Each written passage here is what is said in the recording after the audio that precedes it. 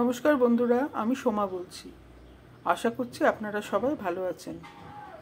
আমি করব সজনের ডাঁটা, বড়ি, আলু দিয়ে রসা।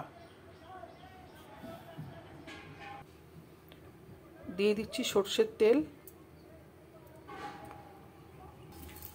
বড়িগুলো ভেজে নেব।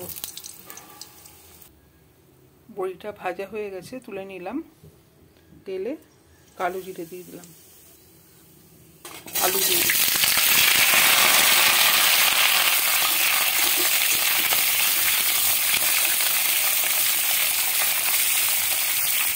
টমেটো দিয়ে দিলাম,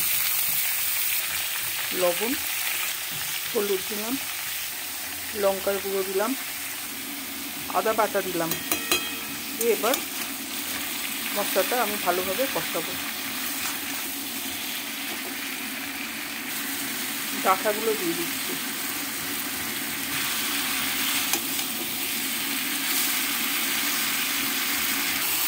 আমার মশলাটা কষানো হয়ে গেছে আলু আর ডাঁটার মধ্যে। এবার আমি জল দিয়ে দেব। জল দিয়ে দিয়েছি। আলুটা সেদ্ধ হবে, ডাঁটাটাও সেদ্ধ হবে। আমি তার জন্য ঢাকা দিয়ে দেব। ভাজা বড়িগুলো দিয়ে দিলাম। আমার হয়ে গেল বড়ি, ডাঁটা, আলু রসা। রেসিপিটা কেমন লাগলো আমাকে জানাবেন। ভালো লাগলে আমার সাথে থাকবেন, আমি অনুরোধ জানাচ্ছি। নমস্কার।